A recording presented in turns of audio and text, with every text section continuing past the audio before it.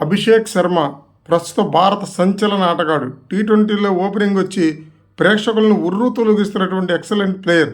ఒకప్పుడు వీరేంద్ర సెహ్వాగ్ ఆడిన తర్వాత టీవీలు కట్టేసేవాళ్ళు, వాళ్ళు చూసుకునేవాళ్ళు.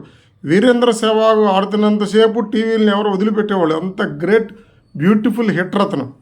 ఫుట్ వర్క్ లేదు, అది లేదు, ఇది లేదు అన్నాడు. బౌండరీకి బాల్ వెళ్ళిందా లేదా అనేది ఇంపార్టెంట్ తప్ప నీకు టెక్నిక్ ఉందా, ఫుట్ వర్క్ ఉందా అనేది అనవసరం.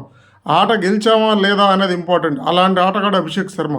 అభిషేక్ శర్మను చూస్తుంటే ఒకప్పుడు సనత్ జయసూర్యని చూసినట్టుగా ఉంది.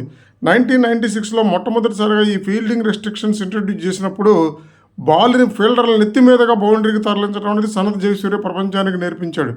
ఇప్పుడు అభిషేక్ శర్మను చూస్తుంటే నాకు సనత్ జయసూర్యని గుర్తించినట్టుగా ఉంది.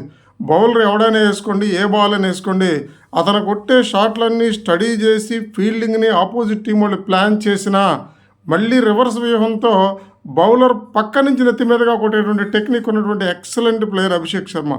క్రికెట్ దేనికోసం చూస్తాం? అద్భుతమైన ఎంటర్టైన్మెంట్ కోసం చూస్తాం. టీ20 ఎందుకు చూస్తాం? ర్యాపిడ్ గేమ్ అది. ఆ ర్యాపిడ్ గేమ్లో ఫోర్స్లు, సిక్సర్లే మన కిక్ని ఇస్తాయి.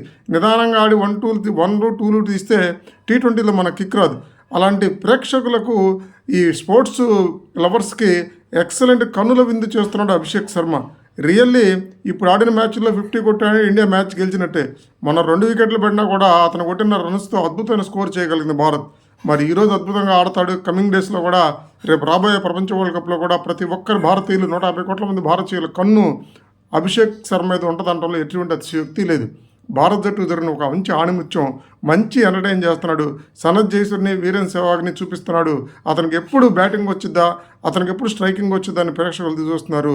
Thank you, very good Abhishek Sharma, hats off.